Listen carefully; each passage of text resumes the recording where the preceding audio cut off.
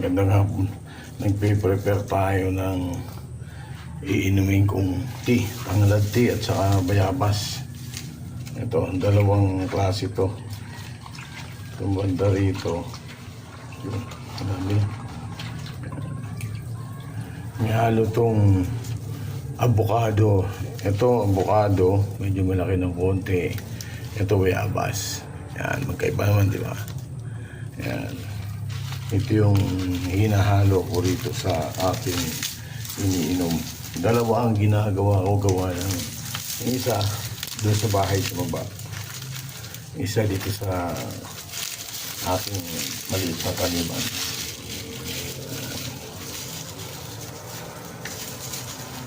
Nung araw kasi addict ako sa kape.